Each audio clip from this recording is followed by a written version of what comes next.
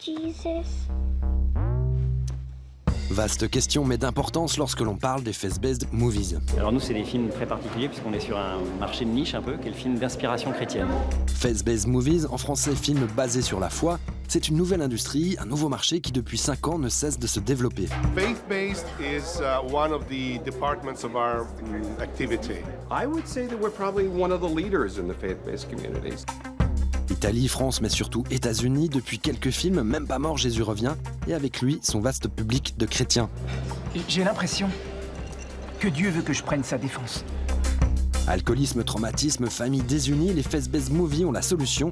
Ils sont là pour ressouder tout ça. Ça passe par la voie du pardon, mais aussi par celui de la reconversion. No one is beyond redemption. Fini. À la base un peu cheap, un peu fauché, grâce à quelques cartons au box-office, les faith-based, c'est maintenant des réalisateurs bankable et des castings composés en partie de vieille gloire. Résultat, des films indépendants parmi les plus rentables grâce à des fidèles inconditionnels. There is no what if with God. You're so sure. Dieu n'est pas mort, Jésus l'enquête ou encore La Voie du pardon, état des lieux de la production faith-based, l'industrie cinématographique qui évangélise l'Amérique y apporte la lumière dans ses salles obscures. Et bientôt en France, mais on ne le sait pas encore, ça va venir.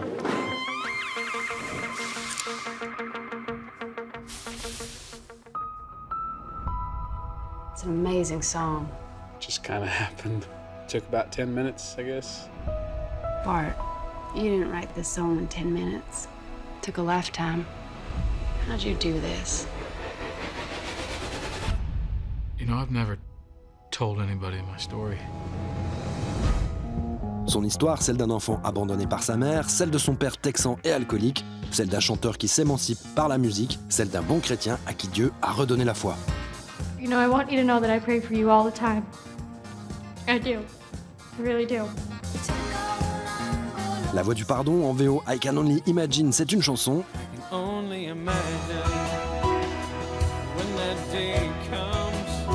C'est aussi un film qui ne sort en France que dans quelques salles, mais c'est le film indépendant le plus rentable l'année dernière aux États-Unis.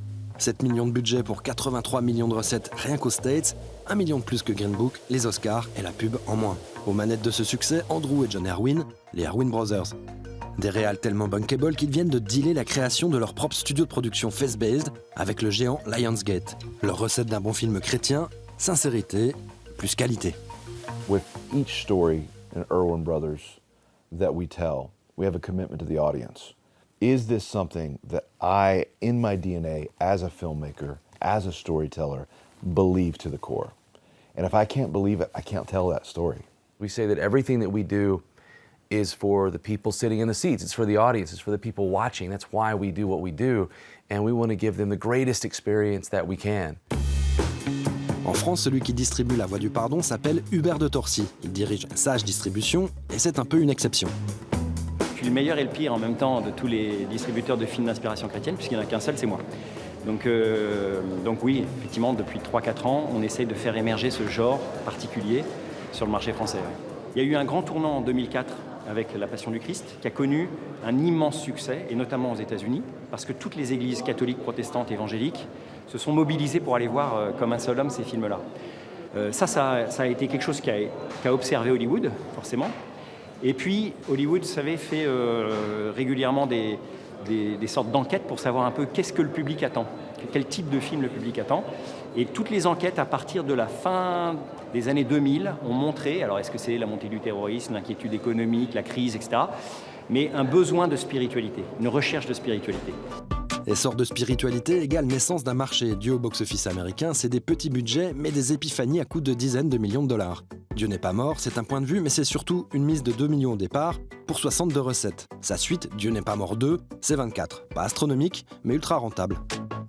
I mean, if Charles Manson can turn his followers into murderous zombies, surely the followers of the Christ cult could be convinced of their own delusions. Un cinéma qui ne prêche que des convertis? Pas forcément. Quand on fait 85 millions de dollars de box-office avec I Can Only Imagine, typiquement, d'ailleurs, sur des films comme ça, on ne touche pas que le public chrétien. I Can Only Imagine, donc cette chanson-là, elle est triple disque de platine. Elle a fait 3 millions de ventes de titres. Cet album, c'est la première chanson chrétienne à avoir eu un tel succès. Elle a été passée sur toutes les radios profanes aux États-Unis.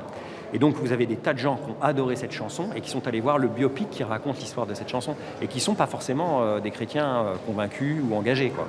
Aux États-Unis, ceux qui ont ressuscité le Christ au box-office, c'est Pureflix. Cofondé par 4 chrétiens évangéliques, dont David A.R. White et sa femme Andrea Logan, Pureflix est une société de production face-based et family-friendly. Une certaine idée de l'Amérique. Pureflix's huge catalog of quality, Christ-centered movies will be available to you at the click of a button.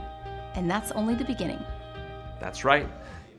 Cette année au marché du film de Cannes, Ron Gell représentait Pureflix et défendait le dernier film de la société, Wishman, un film que Hubert de Torcy a vu et songe à distribuer. So we saw the movie yesterday afternoon, and we were really amazed by this movie. Thank you. Very good quality movie. Frank, get your things or they'll be left behind. Not going. Dad'll come for me.